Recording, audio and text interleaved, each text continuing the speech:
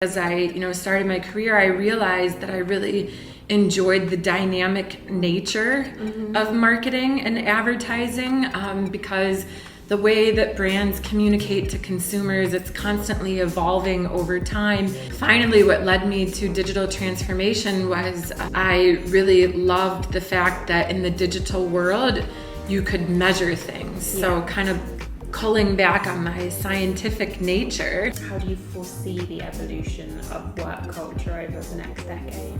This is one of my favorite topics to discuss, and I find it incredibly archaic that we are living in the most advanced time in the history of civilization, but yet our work week and our work day and the hours and the structure of it are completely antiquated. It was born about 100 years ago, and it came, actually from America.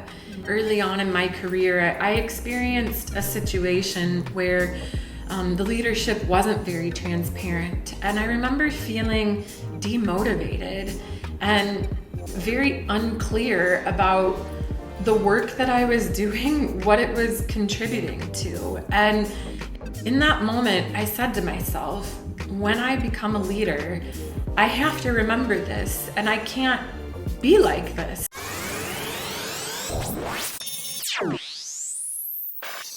Welcome to this week's episode of Akoni Tech Talks. We are joined today by Stacy. Thank you so much for coming on. Thank you for having me. To start with, I'd love to know what kind of first ignited your passion for marketing and digital transformation. Well, it's actually quite funny because I never intended nor planned for this to be my career path. Actually, when I went to college, I initially was studying meteorology. I really have a passion for science and the weather, and so that's originally what I went to school for. And then lo and behold, one of the courses was a pretty advanced calculus, and I absolutely hated math. And so basically I was sitting there and I was barely able to understand what the teacher was saying, and I realized that meteorology was not for me. I changed majors. I found out that also by transferring schools I could graduate early. So I majored in communications, and back when I went into college, there was no social media whatsoever. It was right when Facebook was even, emerging on college campus. And so basically what led me into the marketing world was an internship. So right before my senior year, I was going to study abroad in Rome, Italy, and I needed to get some money, and so I took a paid internship at an advertising agency, and it was a boutique advertising agency, and basically I really enjoyed the buzz and the excitement, the youthfulness. A lot of their clients were actually casinos, and so I had this internship, learned all about the advertising and marketing world, went to study abroad, and then came back and they offered me a position immediately. And so I took it because I didn't have anything else lined up. And, fast forward, as I, started my career, I realized that I really enjoyed the dynamic nature of marketing and advertising because the way that brands communicate to consumers, it's constantly evolving over time, be it with culture or trends, or just the environment in general, and so it's something that kept me intrigued. It wasn't boring and stagnant, and no 2 days were the same. And then finally what led me to digital transformation was I really loved the fact that in the digital world you could measure things. So kind of culling back on my scientific nature, after 5.5 years at that first agency, I realized that I had a real passion for the digital space, and I went to a company to focus 100% on digital. And did you always kind of envision yourself as a leader, or was that something that developed over time? It was a little bit of both. I have kind of natural leadership tendencies, I would say. growing up, I played sports. I was also a competitive cheerleader. And so kind of being in that type of an environment, you have to step up. You're a bit on display. Yeah. So you have to exude a specific confidence, which I think is always, right there with leadership traits. But it's also something I developed over time, because I think that leadership style is something that you curate as you gain experience and as you gain wisdom and as you go through life, both personally but also in business. And these different circumstances that you face, specifically in the workplace, shape who you are and how you lead a team. Yeah. Because it's often how you react to specific situations that can either set you apart as a leader or set you back as a leader. Because in these moments, a leader really stands when they're able to, get the people rallied and instill confidence in people and give some type of assurance on, okay, this is the right decision or this is the right way to move forward. Yeah. So I would say ultimately it's been a little bit of both, and it's still an ongoing journey to develop my leadership style. Speaking of your journey, take us back to your very first job, and how would you say that's kind of shaped your professional outlook? Yeah, it's kind of funny because I had a couple of jobs when I was young. So actually there's two in particular that really stand out for me when I reflect back on different lessons that I've learned.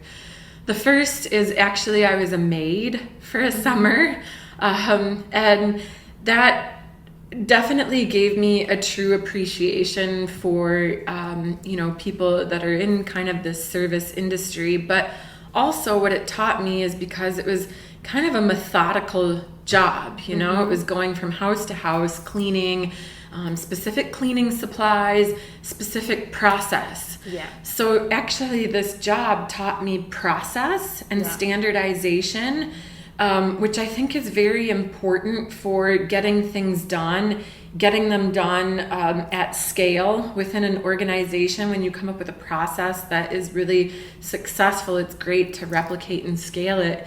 But it also has taught me areas of opportunity to automate. So what are little things that I could do to be a bit quicker to finish my day sooner? Because being a maid, I didn't have a fixed schedule. I just had a certain number of houses each day I needed to clean. So I realized, okay, the faster I can do job 1, 2, 3, the faster I can be done. And the second job that really taught me critical lessons was I was a greeter for a large retailer. I think it was called Burlington. And it was literally standing at the entrance with a clicker and saying, hello, welcome to Burlington, and counting the number of people through the door. And why that stands out to me is because I had to read people as they were coming in and, picking up nonverbal communication. And again, this goes back to being a leader in the workplace, that often a person's face, their demeanor, and their energy can tell you all that you need to know. So I would say that being a greeter, because I was so bored, I started analyzing people, but then I also realized how a simple hello and a smile could, go a long way to breaking the ice and, making people comfortable and, making people feel welcomed, which I think is often overlooked in business, and is, having that kind of relationship-driven attitude. And speaking of relationships within business, were there any mentors or kind of experiences in the early stages of your career that you would say have significantly impacted your journey? Yeah. So being a woman in the working world, I have faced many scenarios that unfortunately were very biased, with male-female scenarios. And in one particular situation, I think was 6 years in on my career, so decent amount of experience. I was at a manager position. I had a team reporting into me, and I remember that my manager at the time had told me that I looked young, and that it was doing no favors for me in the workplace, and telling me almost a way to behave or this and that. And I listened to her to a degree, but at the end of the day, I took it with a grain of salt. Yeah. Because at the end of the day, I can't change my appearance. I couldn't change that, I was young compared to my peers because I graduated college early and started my career early. So I actually decided to embrace it and do the best that I could in my job and not let this deteriorate from the goals that I wanted to achieve. Yeah. And then on the flip, I actually, when I moved to New York from Chicago, the person who hired me, the CEO of the company, she was only 34 years old, and that was incredibly inspirational to me, because to be, so young, a CEO of a company that was, growing rapidly, for me, I saw that as, wow, there's really no limits to what you can achieve. And this person really served as a mentor and an inspiration to me, and definitely gave me many life lessons of, take decisions and go for it. And you know what, if you have to apologize later, so be it. But don't be afraid to be bold and step up to the plate and do it if you really know and trust that that's the right thing to do or the right decision to make. And you've reflected, obviously, just then on your experiences and the different lessons that you've learned, but what advice would you give your younger self if you were just starting your career? Yeah, so I have 3 pieces of advice. The first one is actually something that I have done and I continue to do, but I still think it's incredibly important, and that is that your network is gold. Yeah. Irrespective of whatever industry you're in, your network is going to be a powerful tool that will be at your disposal for many different types of reasons throughout your career journey. So it could be for a business development purpose. You could find yourself at a crossroads and you're exploring a new career path, or you want to change careers. So your network could be the gateway to somebody that helps you understand if that's where you want to go. It can also be the next person feeding you into the next company that you're going to work at. So I would say about your network is to, 1, focus on building a network, nurturing your network, but also you as an individual, focus on what your brand is and what your legacy is. If you're leaving a company, act like the king or queen as you leave, that you never want to, have any negativity around your image, because you never know when these people could come back around. Yeah. The second thing is, I would, reflecting back, is to start a side hustle. We have never been in a greater time as today to start something on your own. And I think that this kind of leads into, the future of work, and especially, how social media and the gig economy has impacted things. I think, if I were younger, I wish I had started some kind of a side hustle, just to build some side wealth, but also to have more flexibility in investing, and, to be able to grant more flexibility later in life. Yeah. And then the final thing that I would say as my piece of advice is to stay true to yourself and to not be afraid to be yourself, especially in the workplace. And in fact, being yourself is your single greatest asset, because it's what makes you uniquely you. And who you are is not something that can be taught, trained, and it also can't be taken away from you. Yeah. So I really think that especially the younger generation, like, don't be afraid to stay true to who you are and your values, because that will always supersede, and that's something that will stay with you for years to come. How would you say hybrid and remote work has kind of changed your approach to leadership and collaboration? Well, it's something that is a bit tricky to navigate in this space, because especially now here in this part of the world, many companies have, mandated return to work. However, there's still some work from home. And so I think, it has built an awareness for when you do have a hybrid meeting, making sure that, okay, if we're 10 people in the room and 2 people on the call, can they hear us? Can they see the screen? Something as simple as, if we're sharing a microphone and somebody on the other side of the room is speaking, I have a heightened awareness now. I'm constantly thinking about, okay, we have a hybrid setting right now. The people on the phone need to, make sure that they're experiencing this as if they're here in the meeting. But that being said, also incorporating different collaboration tools like Mural is really great for facilitating brainstorming sessions. So trying to bring in other tools and technology to facilitate a more collaborative environment for a hybrid work environment. How do you foresee the evolution of work culture over the next decade? This is one of my favorite topics to discuss, and I find it incredibly archaic that we are living in the most advanced time in the history of civilization, but yet our work week and our work day and the hours and the structure of it are completely antiquated. It was born about 100 years ago, and it came, actually from America.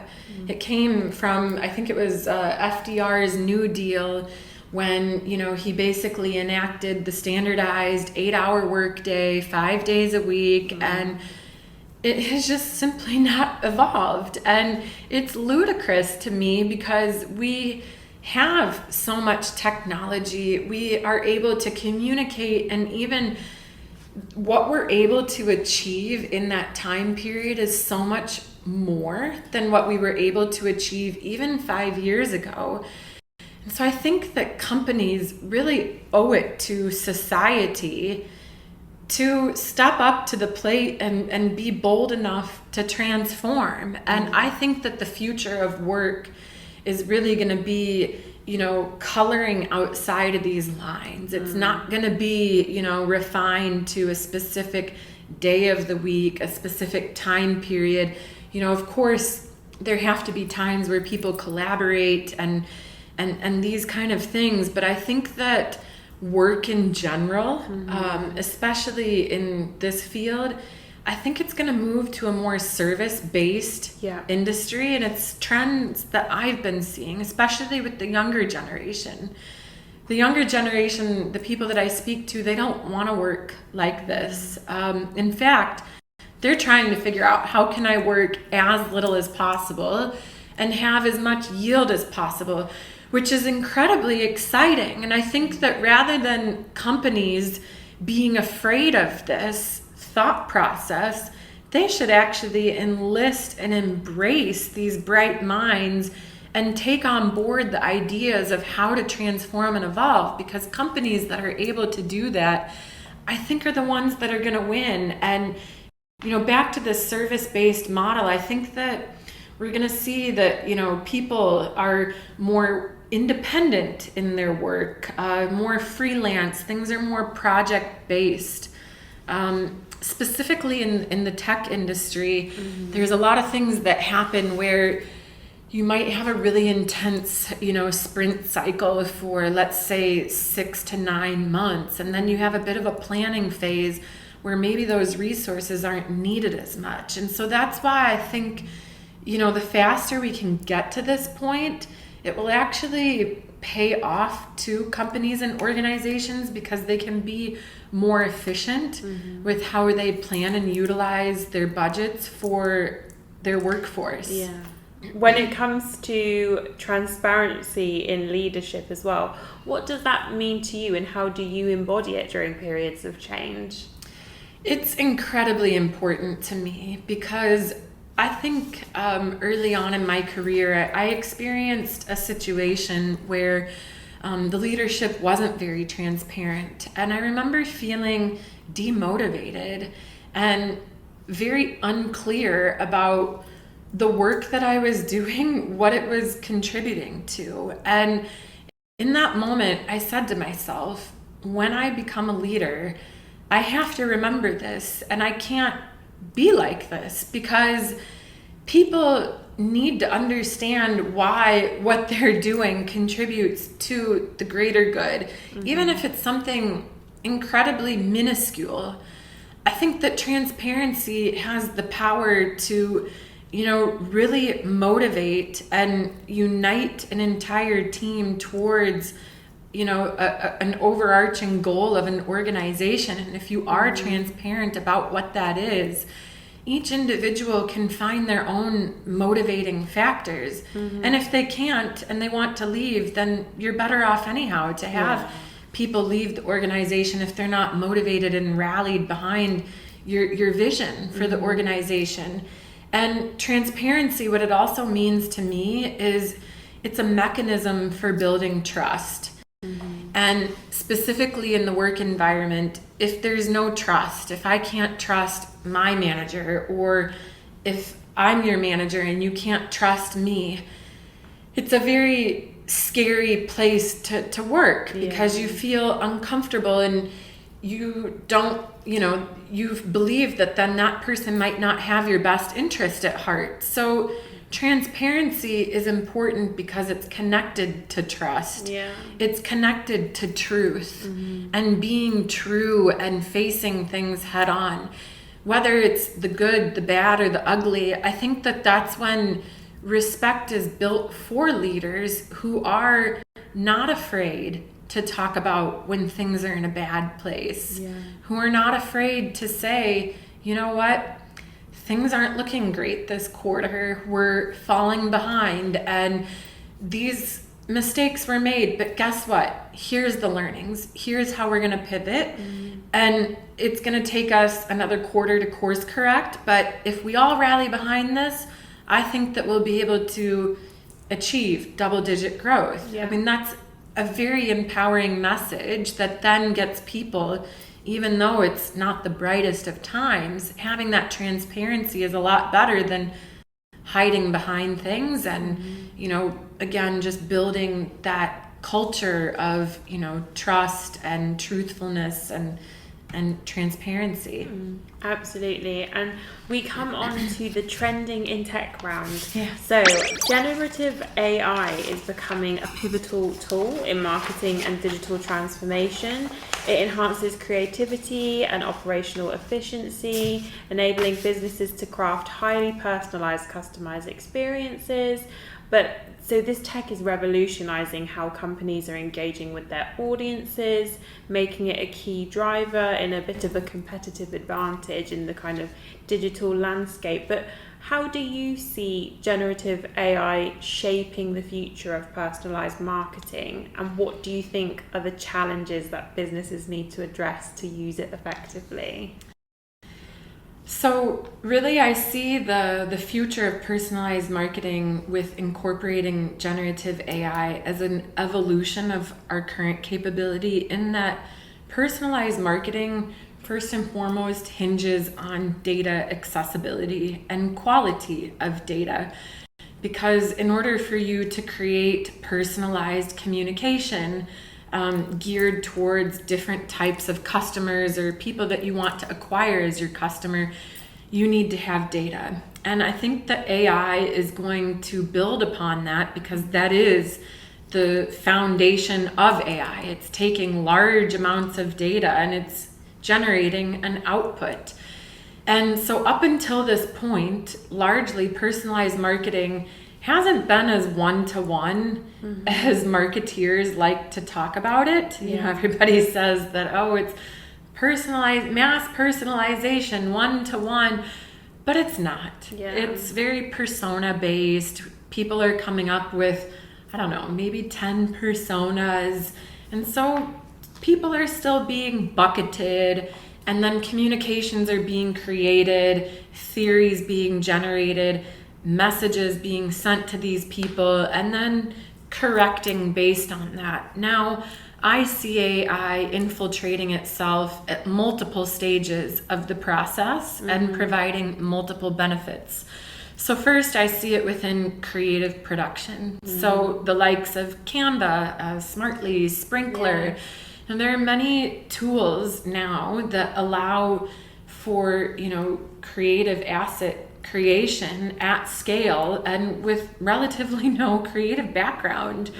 So I think that there's going to be a far significant impact on the creative production piece in terms of scaling down the duration that it takes to create an asset from what I used to see as maybe a month down to seconds. It's also providing and working off of larger data sets. It can be more real time because these tools and technology can take signals into account and adapt and shape creative based on this. So it's just, you know, shortening that route to go live. So the other space that I see generative AI having a real impact is within assembly and activation. So I believe that technical infrastructure will be even more connected and talking to each other in terms of, you know, generating the right tracking and tagging and, you know, what used to be a human driven task of, you know, setting up all of the digital assets and trafficking and making sure that they were going to the right distribution channel.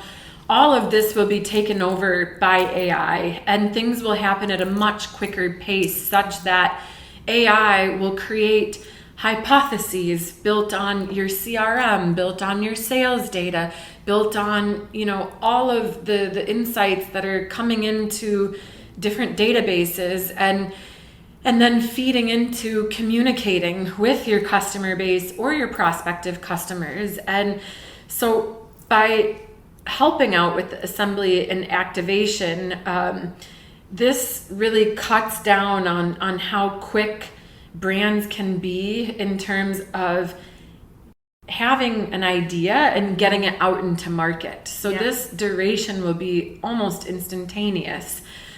Another area that AI will play a massive impact is in insights generation. So I see this as kind of like the final component from creative to assembly and activation to insights. So AI will be able to connect the dots better. It will be able to have a broad but also very detailed view on what's happening and come back with answers and be able to analyze metrics and be able to analyze different ways that metrics or, you know, things interact to say, okay, conclusively, this is why this is happening. So I think we're going to see much deeper insights generation, specifically when it comes to digital marketing. And overall, you know, if I were to sum that up, the entire media planning, buying, optimization, and measurement cycle will become fully automated. And because of this has a huge impact on businesses because they have to think about, okay, how can this massive automation, you know, how do I then pivot people's roles? You know, people's roles and functions and the job function are no longer going to be necessary for specific components because the technology and AI is doing it quicker.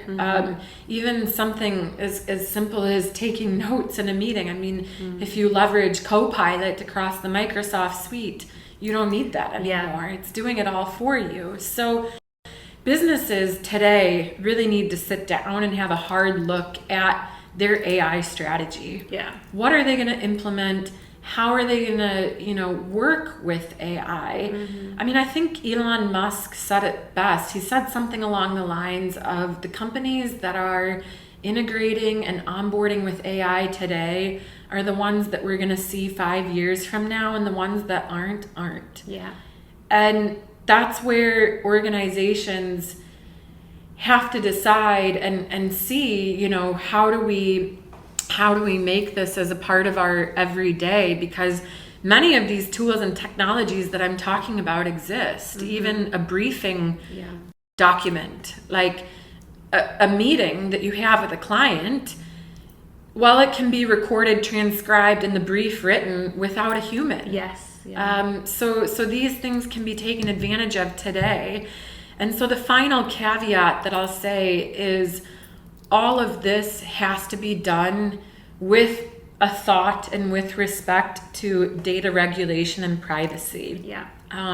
Because as well, these AI models, organizations need to also be careful about how much data they potentially put into these LLMs, large language models, that then generate, the AI's capability. Because if you're putting in client or company data and you're not making sure that that is safeguarded within your own ecosystem, well, that LLM could be utilizing that data for a competitor. Yeah. So as much as organizations need to think about quickly, how do we adopt and onboard and change our process, they also need to be mindful and make sure that they're not giving away their secret sauce. Yeah. And that they're also protecting and, remaining in compliance with, regulation, depending upon which country you're in. In that, we touched on tech tools, which brings us on to the final part of the podcast, which is the quick fire this or that round. So, Stacy, iPhone or Samsung? iPhone. And Spotify or Apple? Apple. Netflix or cinema? Netflix. And laptops or tablets? Laptop. Chat GPT or virtual reality? Chat GPT. And video call or voice notes? Voice notes. And so finally, Stacey, if you could bring back one piece of tech that doesn't exist now or it's evolved, what would it be and why? Yeah, it would be the typewriter. Really? Yes. Interesting. Because people, I think, have lost the art and the knowledge of grammar and the true, when it comes to English, I'll just speak about English right now, understanding the English language. And why the typewriter is because there is no autocorrect. There's no Grammarly plugin. There's no delete, undo, copy, paste. It's literally the ink is going onto the paper. Because I think that as a civilization, we're slowly losing the understanding of this, of the basics of language. And we're also deviating from the formality of language. So I would bring back the typewriter, especially for the younger generation, and see how they fare typing a paper for college. I love that. Oh, Stacey, it's been a pleasure. Thank you so much for joining us today. Thank you so much for having me.